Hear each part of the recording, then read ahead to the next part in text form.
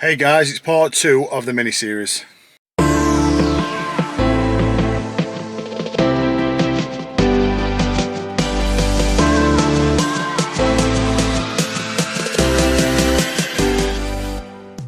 Right then guys, so I've owned the Mini for about a week now and it's just been a laugh from day one. It's an absolute great little machine. It's just so fun. So I've pulled the trigger on quite a few little bits. When I said in the last video I wasn't going to spend a lot of money on it, at the minute as we stand we're over £1,000, so there's a lot of money gone into it, but brand new brakes, full service for the engine, the gearbox, the supercharger. There's been a lot of money spent on it to try and keep it a bit more reliable for what we plan on doing with this car. So it's gone as more of an investment than anything, but there are a few performance mods as well. So over the next week or so I'm going to be adding in bits and bobs every time I get 5 minutes to work on the Mini. But today I've bought something to house the meth pod, so I'm going to show you that today. So with the plans with the Mini, with the extra power and for the abuse it's going to get on the track, on the street and everything else, it's going to get very, very hot. And I've seen the intercooler. It's not the biggest, it's not the most efficient place to have an intercooler, but we've got that space and that's what we've got to work with. So in the UK, we seem to not use it as much as I think it should be used, is meth. So I've got an old meth kit that I'm going to use to put on the Mini. That should have gone on the Astra VXR, but the VXR had problems, so we had to get rid of that. So I'm going to put the meth gauge into the Mini. I'm going to get it all sort of like rigged up now, just while I've got a couple of hours of daylight left. So the actual meth kit I've got comes with this control pod, which is a 55mm standard pod. I've had it for a while now, so it's a little bit battered now. But this is actually going to be mounted in the Mini. Now the best sort of way I've seen these to be mounted, or gauges in general, is this little air vent here. So I've seen people that have had 3D printed versions of a housing that goes in where the air vent is to house the meth kit. So I bought it and I'm going to see how it fits, and well, yeah, I'm just going to see how it works.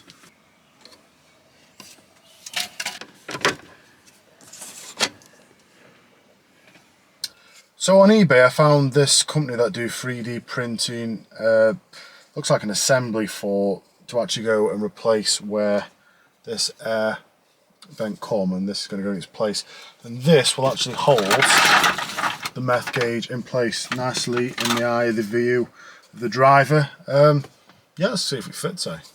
So honestly, that's a really, really good fit. As you can see, I've got the old fan out and I put the new casing in there. It's really, really good. Even the tabs and everything have been 3D printed. So I'll link the seller in the description below, so if anyone else wants something like this, they know how to get it. Right, so I'm going to put the gauge in there and get it all mounted. I'm going to run all my wires into the front. Right then, so that's all in, mounted. That's lovely. It's really, really nice. So what we're going to do now is going to put this all back in, thread it all through.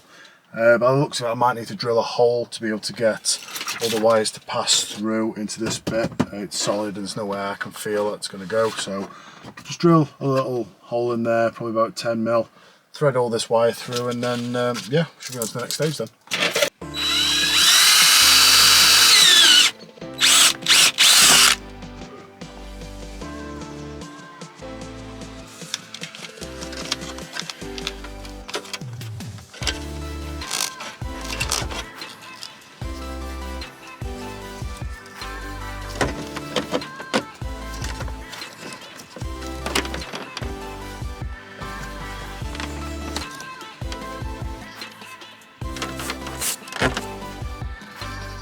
So right guys, to thread the vacuum pipe through the grommet, there's a few ways you can do it, but the way I've always done it, and it seems to work, is go see your nan, get one of her knitting needles. I've got quite a few in the house because I do a bit of knitting. It's fashionable to do knitting, don't worry about it. Yeah, there's nothing wrong with me.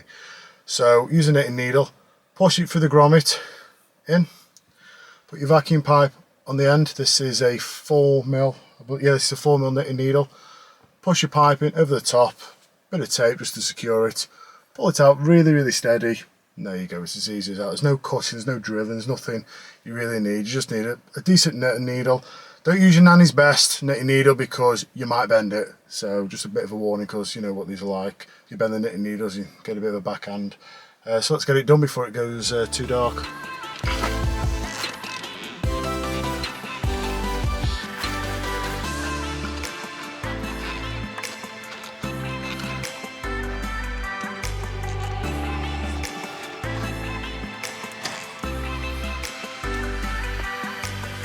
So there you go, it's as easy as that. As long as you're nice and steady, poke your needle really slow, pull it out.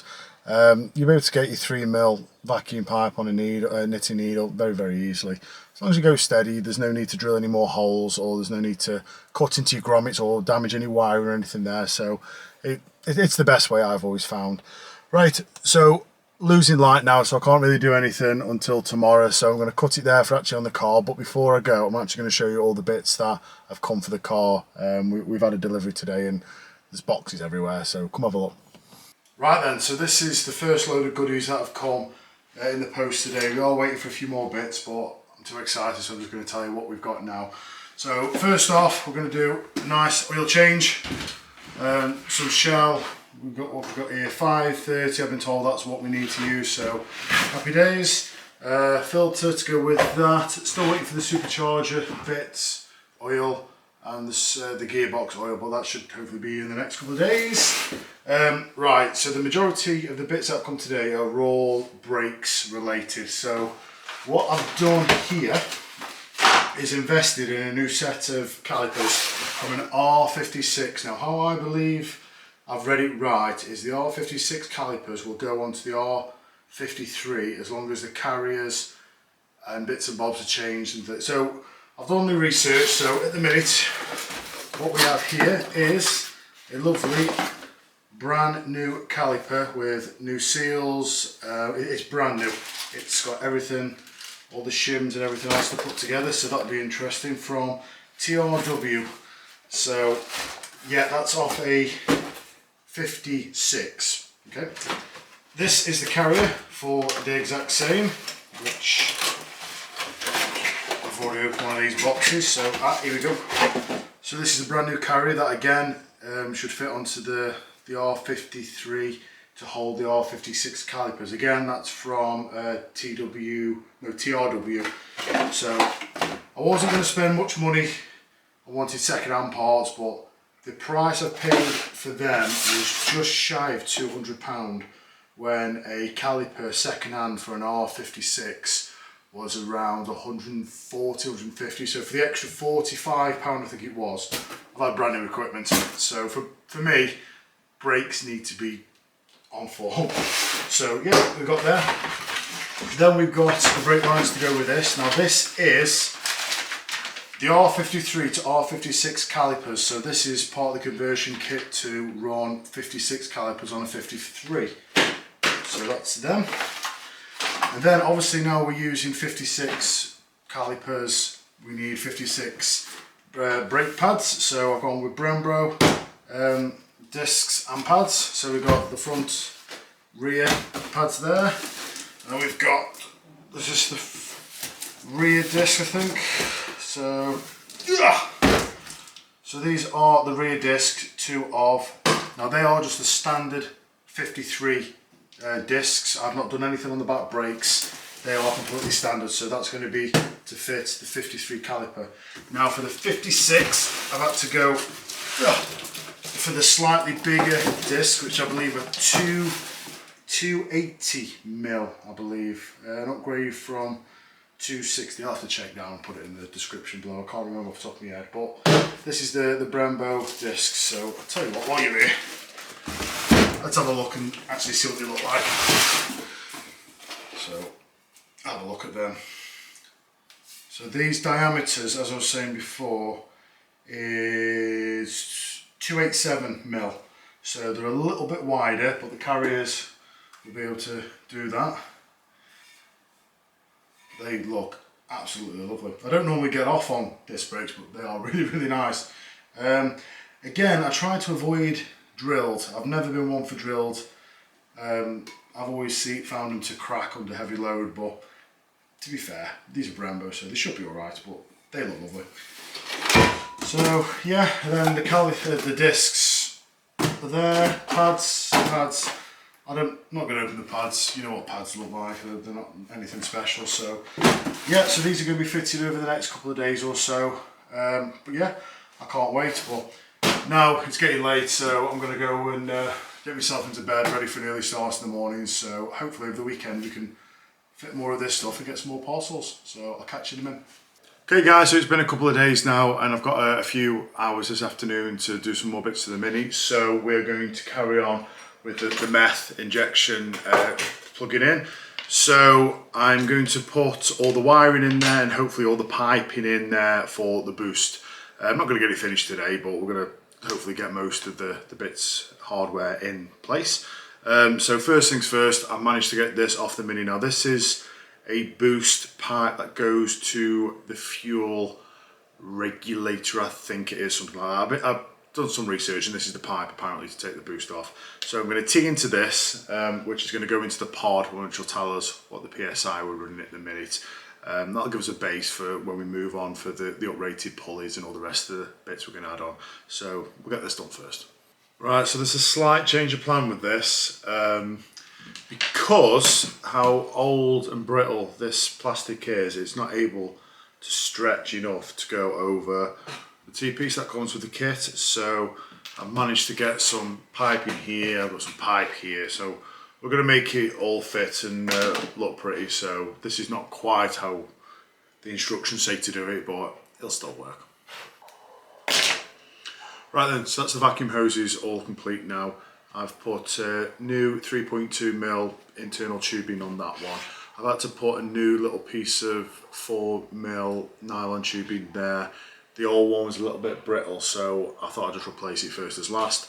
So now I'm going to offer this up to the Mini and see where it needs cutting. I'm also going to leave a little bit extra in case we need to get another vacuum reading for something else. I'm not sure what, but I'd sooner have a little bit extra than having to replace the whole thing again. So right, let's go see where this is going to go.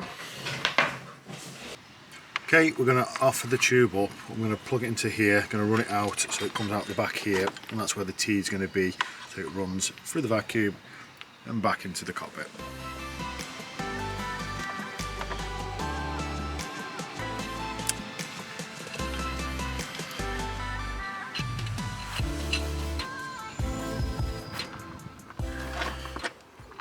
Okay, so now you can see this is looped over. That's my T-piece there, and I'm just going to connect the boost gauge to that. But first I need to drill a hole here and put a grommet in so it can run this side of the seal.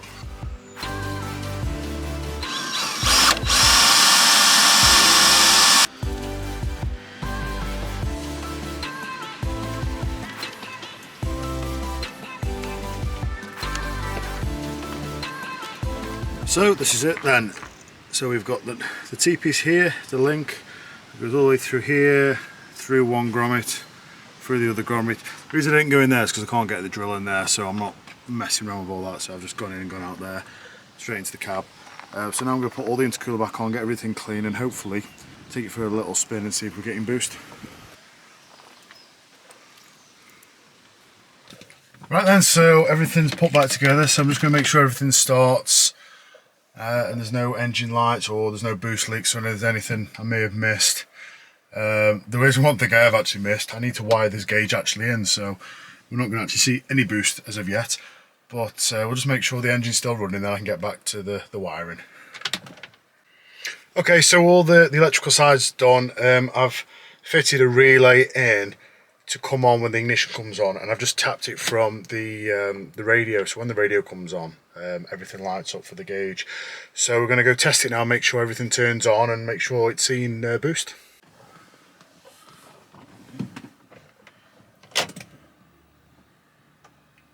It's a good start.